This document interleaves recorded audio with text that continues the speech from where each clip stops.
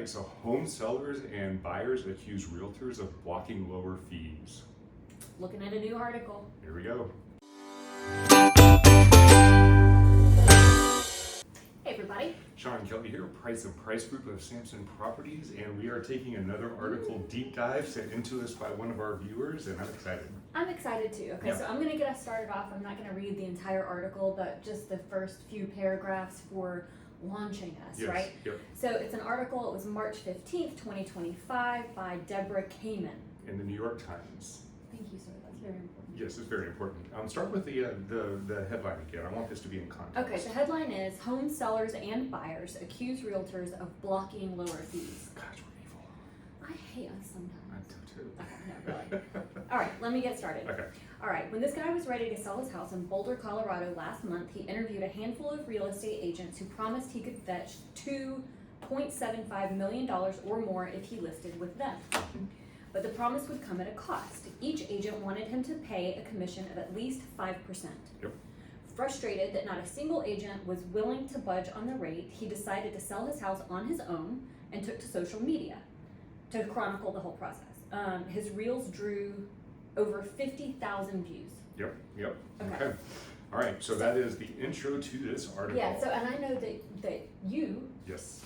read the article in depth, and then you dissected everything, and you fact checked everything, and then you dove into his reels and his social media, and then into the man himself. Yep. And so you have a lot to say, right? I do. Okay. So first thing I want to say is this article is positioned in a way that it is a poor home seller who was a victim of the market, of the industry. Okay. That's the way it's positioned. The fact of the matter is this gentleman is a serial business builder. He has built 2 or 3 different businesses. He builds them up to a certain level. He sells them to larger industries or larger businesses in the industry. He's an entrepreneur. He is an entrepreneur. And when I went in and I looked at his reels on his Instagram account, so we are not giving him a platform. That's why we're not mentioning his name, his IG account. We don't have hate for the guy. No. As a fellow business owners, I hate the word entrepreneur now. But yeah, and so like we sold our own houses ourselves before we got our licenses in Florida, which is why I'm like, okay, we need our licenses. So we got to give this guy credit. He is a brilliant marketer. Yeah. He is great at PR because I've seen him not only in this New York Times article, I saw him on CBS News. I saw him telling his story to build his business because he's a business builder. So he has started a business. He's an influencer-ish, right? That's not what it is. No, he's just a smart marketer. Okay. So got to give the guy credit that everything in this article from this guy is designed to support his business. And if you go to his IG account and you dive into that, you will see half of it is about his process of selling the house. The other half and ongoing is him building this business. Okay. So, and he acts like it's spontaneous. He's like, I think I'm gonna have a business. Within 5 days, he's like, got the website up, he's got this stuff, so then he's like, got investors, then he's got this. It was like, I'm having this struggle, it's so real, woe is me, but wait, I have an idea, I shall do this. There's a better way, yes. So that's great. That's exactly what this guy did. So my thought, I have no proof of this, but just based on the fact that he's in all these other media circles, is that either himself or his PR manager came to New York Times, brought this story to him. New York Times began this article, and this is where we go from here. Okay. So that first paragraph that you just read is the introduction to the gentleman. Then it breaks away from his story, and the journalist, the writer, she goes into some background into the NAR stuff. That's true. So she talks about the NAR settlement, which we've done videos on. I'm sure everybody has heard at least something about it. Her quote is, it was supposed to break the standard 6% commission. Yep, for which agents, we will talk about that in just a minute. It goes into the listing agent. Basically, how the listing agent would take the listing and then communicate what the seller was willing to pay, and then that's how the buyer's broker got paid, right? Correct. Yep. This was all pre-NAR settlement. Right. Yep. So that's and that was offered on the MLS, right? So the buyer publicly, they didn't know what the seller was offering. Only the agents knew that, right? And I want to throw a little caveat in here that's not in our notes. So the NAR lawsuit was a class action lawsuit that was brought together it was started by one seller and then they gathered a bunch of other sellers who were quote unquote victims. Mhm. Every single one of those sellers in that lawsuit had a signed listing agreement where everything was laid out to them, exactly what they were paying in commission, what was going to the buyer broker. They agreed to these, they sold their homes, and then they're coming back saying it wasn't fair. And everything was negotiable. And the primary complainant in that case, if that's right, plaintiff, complainer, bitcher, Plaintiff. sorry. The primary guy has started a business in the real estate Okay, industry. so this is like if because I love Capital Burger, right? Yes, yes. Oh my gosh, your burgers are so juicy They and are delicious. so good. I love so Capital flavorful. Burgers. Yes. Okay. So I could complain that every time I go to Capital Burger or any of the fancy burger places around here, I can't get them to only charge me like $3.50. Like what at McDonald's will McDonald's charge. and Burger King That's and right. everything, right? So Yeah. are they all in cahoots with each other? According Well, to this maybe lawsuit. they are. Yeah. And damn it, I'm mad because I Yeah. don't want to pay $20 for a burger. Oh, But I do. but you could go to McDonald's. You have the free choice to go to that, just like these sellers have the right to go to Yeah. a discount brokerage. Because that's Yeah, weird. Not yeah, everybody that's else will right. get that. But they had the choice to go to these discount brokerages and and have. go to McDonald's, I do. By the way. Yes, that's right. That's right. So a couple points to Okay. hit on here. Number one, they are saying that there's a standard 6% commission. There is a common Right. 5 to 6% commission. Right. There are agents that will not work for less. That is what their broker's business Right. practice is on, and they're their business model and how they sell the Right. house and what they do for it. You don't have to use those agents. If You they can- won't negotiate, Right. don't go with them. You choose what agent you work with as Yes. much as and that's part of how you choose what you're paying for, right? That's right. So different agents have different overhead, right? If Right. you're used to running a business, Mhm. as we've done many times, it's Yes. like you price your goods based on backing out how much it costs to have the employees, how much it costs in production, how much it costs in design, how much it costs in office space and utilities Yeah, and and all marketing the things, and right? all that. Yeah. And then like the profit, you're like, okay, I need at least like 10%. Well, right? okay, so where does the profit come from? So there's a difference between compensation. So this 5 to 6% that they're talking about, that's broker compensation. That does not go to the That's agent. the That broker goes to commission. That's compensation. We get commission that we negotiate. Oh, with the right, broker. right. Yeah, I know, it always gets I'm confusing. sorry, yeah. That's So broker compensation, but that doesn't always go to the agent. Right. So the agent gets something that trickles down after the brokerage takes Yes. their marketing expenses, and after they paid all their stuff, Right. then the agent gets it. So Yeah. So we agents, we don't sort of work for ourselves, but we got a big boss daddy, right? That's Our right. broker is our big boss daddy. It's our house, it's our office building that kind of tells us, hey, you're allowed to kind of run your business the way you want within these rules and the structure, Yeah. management, and fees. yeah, that's Right. right. That's right. So, but it is always negotiable. Yeah. You can always try to negotiate, and you may come to Kelly and me, and you may try to get us down. So we don't even talk about 5 to 6% anymore because we don't have the buyer agent commission in the conversation. But let's say you're talking us down to you want to try to get us to list your house for 2%. We'll look at it. We'll see what it's going to cost us to sell it, what we have to pay to our broker, what all these factors are, and we may or may not come there. We probably would counter because we can't operate at that kind of a commission. Factually, because we're pretty candid, Yeah. obviously. We have a standard, right? But we've got a listing right now. It's sellers who are out of town. Mhm. It's vacant, easy shows. Mhm. The location is perfect. The size is perfect. Everything about it is so perfect. And they're not asking us for a bunch of marketing and not We- asking us for. I didn't have to do a staging consult for it. I didn't have to there were so many things we did not need to do for this property Yeah. that we did. We were like, well, there's no reason for us not to do this for the kind Right. of commission that we Effort. normally wouldn't do, right? Right. So it's negotiable. It's always negotiable. And if an agent won't move, that's because that's their standard of practice. Go Right. to another agent. Go if to you somebody don't want who's that. not going to order your home inspection and pay for it. Mhm. Go to somebody who's not going to pay for your high-end photography and Matterport and floor Not going to pay for your staging. or your we do the home warranty while Mhm. it's being listed. Go to agents whose standard of service isn't as expensive. Go to an agent that's going to take the listing, put it in the MLS, put a sign in the yard, and wait for somebody to come to them. Okay, if that's what that's you right. want. That's okay. So it is always So negotiable. shop around, shop your agents. Don't whine Yeah. because you go to Capital Burger and you only have McDonald's burger money in your wallet. Yeah, and just like Because, this. I mean, what's wrong with a double cheeseburger It's from McDonald's? great. And this poor gentleman that interviewed several agents and they wouldn't take it for less than 5 or 6%. What's several? Did he go to 5? Did he go to 3? Well, there's something in the article later where they're like, oh, okay. Yeah, we'll get into that. Let's do that. Okay, so I will agree that in the process prior to the NAR settlement, Yeah. that, well, first of all, before I say this, will you explain what buyer agency is and how Yes. that works? Okay, so buyer agency is when say you're my buyer and you're shopping for a home and I'm your agent, right? I present you with our buyer broker agreement. It's a contract, right? Yep. And in this, it's like, hey, I'm gonna help you find a home in these areas, and in compensation, you're gonna pay a commission to my broker, right, in this contract of a certain amount. That's right. You can negotiate while we're having this conversation. I'm like, Yep. I want 10%. And I'll be like, no, I'll give you 1%. I'm like, no, heck no, I want 4%. You won't fine, 1.5%. I cost 4%. I'm not going above 1.5%. Okay, go somewhere else, dude. Okay. Or, okay, how about 3%? 3%, but that's gonna be up to 10 showings, and then I'm gonna start charging you per showing like Uber. Okay. I won't do that. So, That's not weird. So it's all negotiable. And I could say if, that. if that buyer gets to a point where they will only pay 1% and this agent says, I don't work for 1%, they part ways. And I would even say I can refer you to someone Yes. who I think will be able to help you. Yes. I'm just not gonna be able That's to, right. right?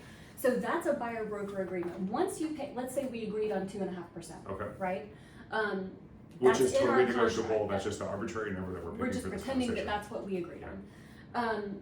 So now that's in our contract. No matter what house you get under contract, when you go to settlement, you have agreed to pay my broker 2.5% of the sales price. That's right. Based on our contract. That's right. Okay. Okay, so that's important. Yes. So prior to the NAR settlement, that when a listing agent would take a listing, they would get the seller to agree to, let's say a 4% commission.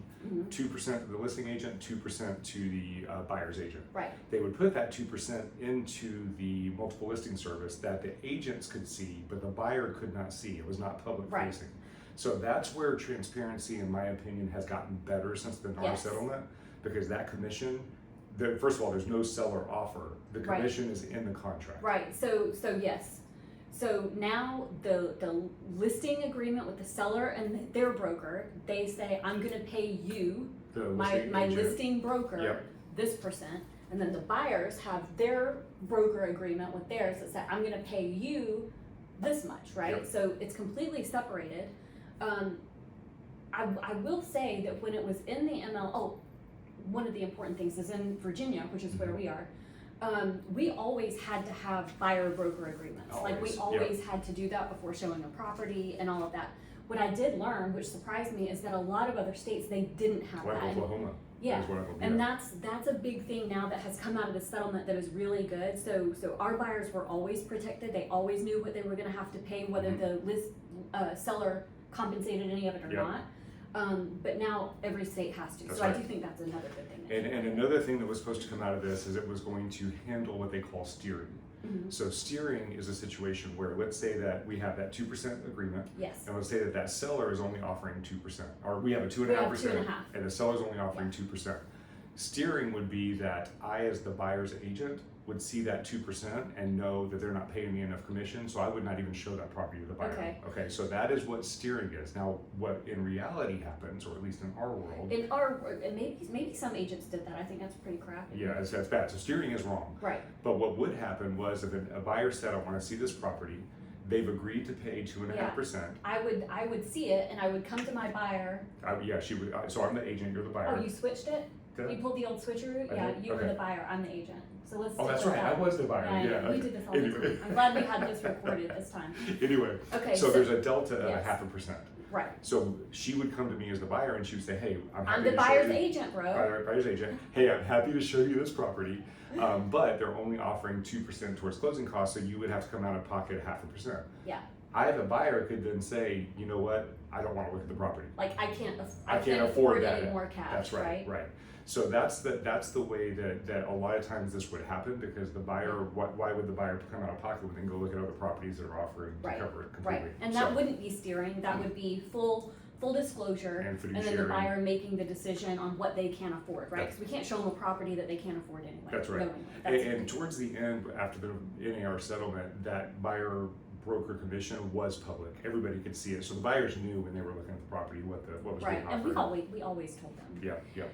Okay, so now the way that it works is Yeah. the buyer agent commission is in the contract when Yes. it's presented to the seller. So the seller is going to get the property, it's going to have a sales price, the terms, the seller concessions, the buyer agent commission, the inspection contingency, all these things. The seller has a right to, and what we train our sellers to do is look at the net proceeds. What are they going to walk away with? No matter Right, like what's up sales top. price minus all of these other line Yeah. items, and then, the walk What are away, you that's walk what away? your net is. If that net is satisfactory to the seller, then they can accept the offer. Right, If it's not satisfactory and they want to counter, they can counter the sales price, they can counter the agent commission, they can counter different points. When they counter, let's say they counter the agent commission. Let's say they go from, let's say an agent is offering wants 4%. Let's just say that. yeah, And let's say the seller says, no, I only pay 2.5%. They cut it and they say 2.5%. They send it back. The buyer now sees in that contract that they're going to have to come out of pocket 1.5%. right, And the buyer can determine, hey, I'm going to walk away from the property, or yes, I'll pay that difference. right, It's fully transparent now. right. So the system is better now, in my Yeah. opinion. It's a change in accounting, and I think it's much more transparent. And agents have to work harder, right? So a listing agent has to, you can't just move one number and have it be the same. Like you can change the sales price and keep everything else the same, and that's gonna look different than keeping the sales price lower and changing the percentages, right? So you Yeah. have to have a seller's agent who can really work and configure everything for absolutely the best case scenario for a counter if that's what the seller That's right. needs to do. That's exactly right, especially when you get into escalation clauses. Ooh, that can be confusing.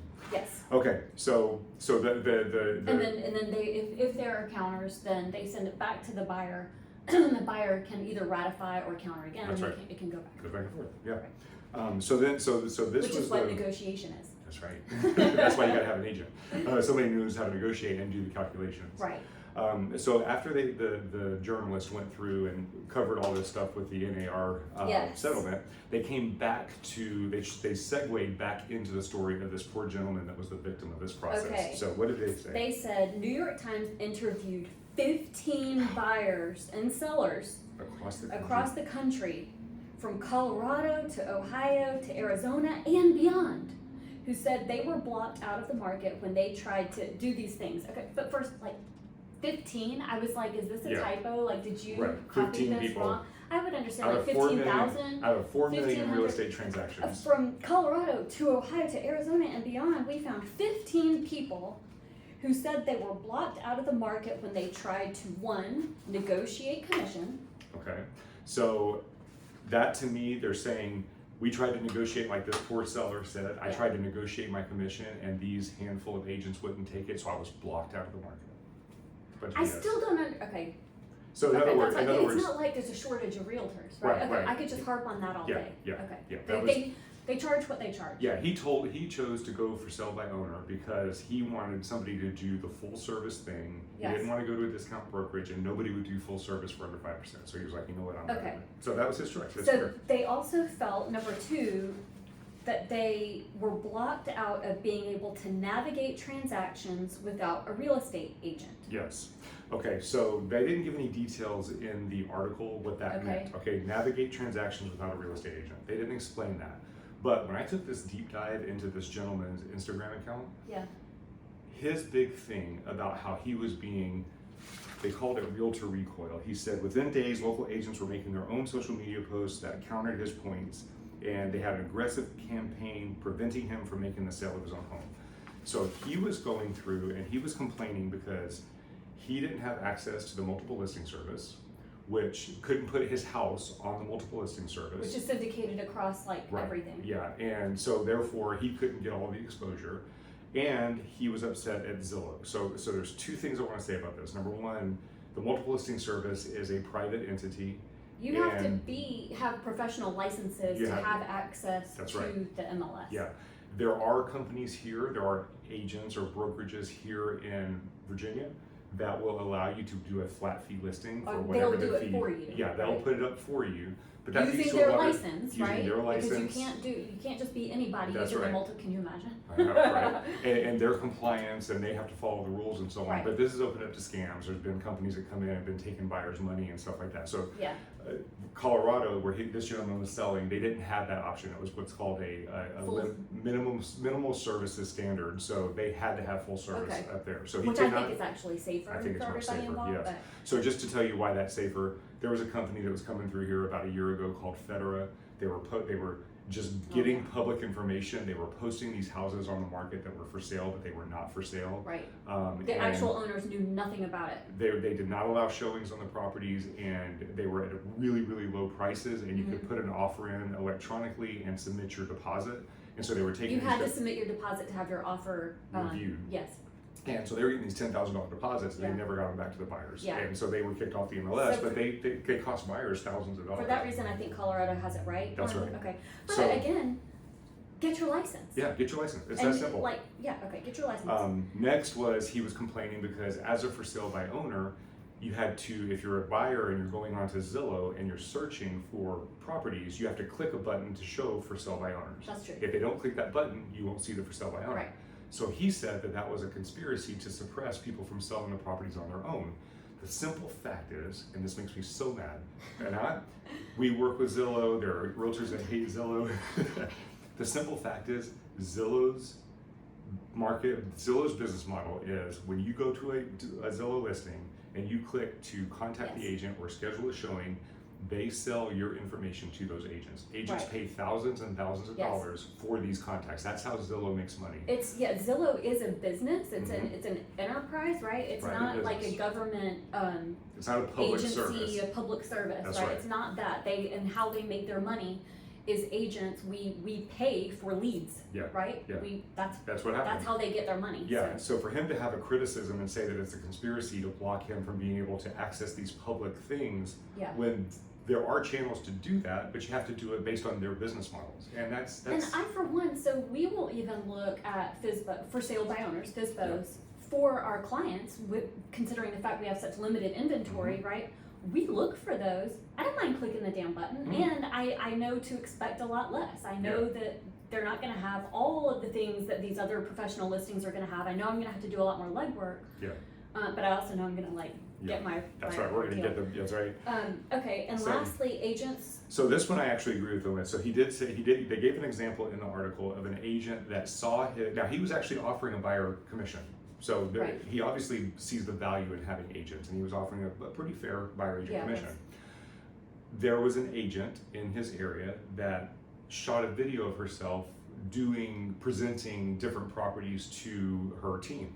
She presented his property to the team, and she got a lot of backlash. At least they showed a bunch of conversations of agents telling her, don't show his property, don't do this, you're working for free. And so that I disagree with. I disagree with It's that. like, if it's in the best interest of your seller or your buyer to go Yeah. and to look at this property, you gotta show the property. 'Cause We can't let ourselves get wrapped up on the personalities behind the property if the property is what's right for our buyers. That's right. He did say one thing. What? So there was one thing he was talking about. He Sounds said like that- he said a lot. Yeah, he shot one video and he said, so I've been getting a lot of backlash because apparently the word, this is what he said, the word realtor is trademarked. And he said, I'm not supposed to be able to use the word realtor. He said, first of all, you guys don't even know how to spell the word realtor. You're missing, it's supposed to be REELATOR. He said, I can't say realtor. So it is realtor. And he said from his point on, until you trademark realtor, he was going to say realtor. So that's your pet peeve. I had to throw that in there. Thank you for that. Because I'm like, especially if we have to say realtor, right? You don't have to say realtor if you don't want to sound like, Skeletor or something, but at least say realtor. That's The right. realtor drives me crazy. So I'm going to call all these opportunist entrepreneurs. These are going to be our modern day realtors, and Yes. those who have their licenses, those are realtors. That's right. That's right. So he did summarize at the end. So basically, what this article was that this guy, I imagine, went to the New York Times or did some kind of PR Yeah. to create this story of him to promote his business. Again, brilliant promotion of the business. The Yeah. guy's probably going to do very well with it. And then at the end of it, in his reels, he did say he had 3 suggestions for the industry. Okay. I'm going to explain to you what those are. Number 1, get rid of the standard 6% commission. There's It not a doesn't standard 6% exist. commission. Okay. Number 2, get rid of the MLS, gatekeeping, and Zillow blocking. Those are private businesses. This is not gatekeeping and blocking. Get your license. Get your license. Those 2 things right there Yeah. are his pain points to build his business off of, which is what he's building his business off of. Those are called unique selling propositions. So that is a business That's his marketing USP? standard. Yeah, that's his USP. Okay. The third thing he suggested was raise entry requirements for realtors.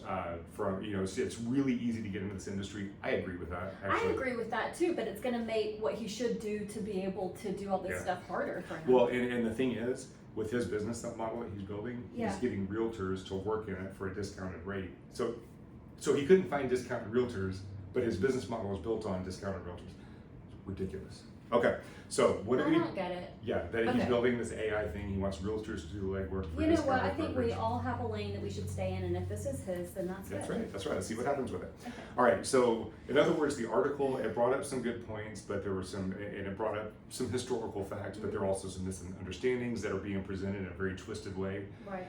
You have to look at, number 1, home sellers and buyers accuse realtors of blocking lower fees. There was nothing in there about that except for that one conversation about the agent with the other agent saying, don't show that property. Everything else in this article was not.